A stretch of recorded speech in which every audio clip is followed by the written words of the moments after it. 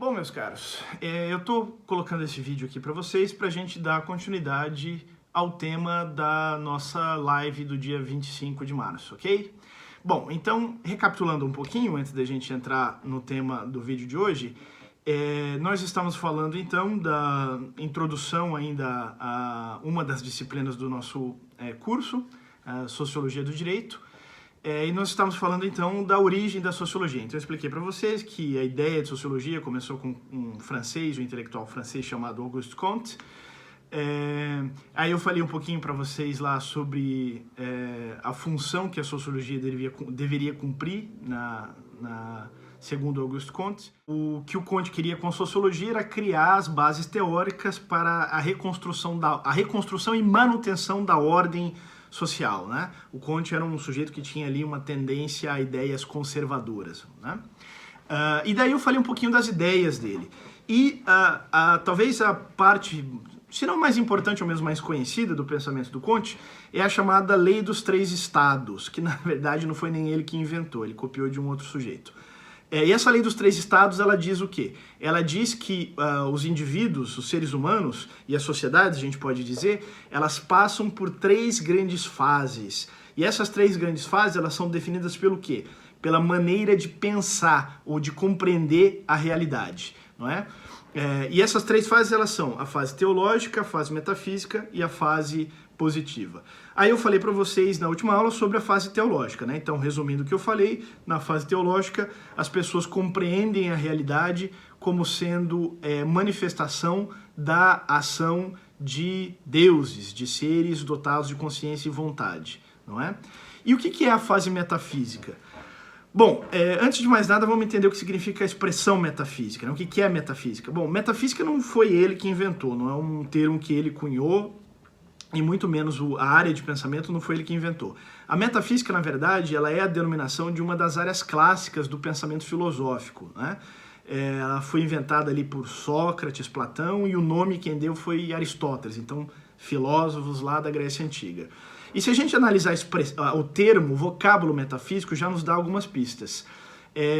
Então, bom, física, todo mundo acho que sabe o que significa, né? Então, física se refere ao mundo físico, aquilo que a gente consegue ver, né, com os nossos olhos ou de alguma maneira captar sensorialmente, ou seja, através dos nossos sentidos, né? E meta, aquilo que está para além. Então, metafísica é aquilo que está para além da física, não é? Então, o que seria aí o pensamento metafísico? O pensamento metafísico ele seria uma tentativa de compreender o mundo como consequência, o mundo que a gente vê, né? O mundo fenomênico, o mundo dos fatos, tanto físicos como sociais, como consequência de coisas que são imperceptíveis, de coisas que os sentidos não podem perceber, não é? E aí vocês podem falar assim, tá, mas no estado teológico não era a mesma coisa? As pessoas não compreendiam o que acontecia como consequência de seres invisíveis?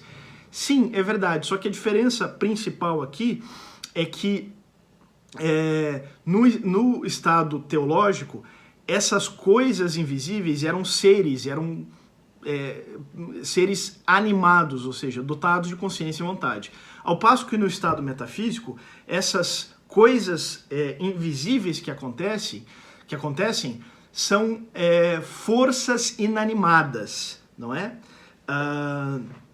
Então vamos dar um exemplo aí. O que poderia ser considerado como uma forma de pensamento metafísico, né?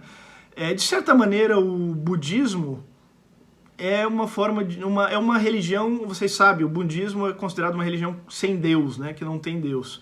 Mas no budismo existem uma série de forças ali que comandam a vida das pessoas, né? Então, a ideia de karma, por exemplo, né? É uma força que comanda o que acontece na vida das pessoas. Então isso aí seria um exemplo de uma força metafísica, ainda muito mística, né? Mas seria exemplo de uma força metafísica. Também quando a gente fala, por exemplo, de sorte ou azar ou coisas desse tipo, determinando a sucessão de acontecimentos da vida das pessoas, isso é também uma forma de pensamento metafísico.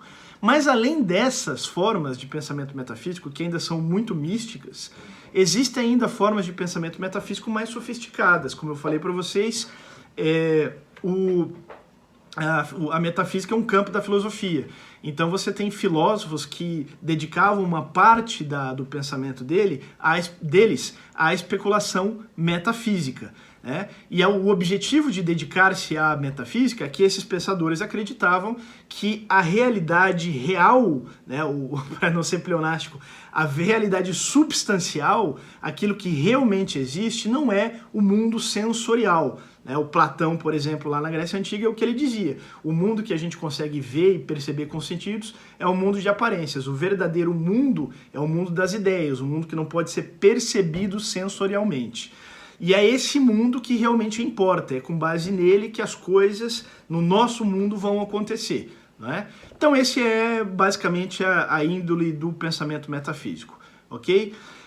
Então eu vou encerrar por aqui. E aí eu vou colocar logo na sequência mais um vídeo onde a gente vai explorar um pouquinho mais as consequências do pensamento metafísico, sobretudo as consequências sociais, que era o que importava para o Comte, ok? Então volta aí comigo daqui a pouquinho.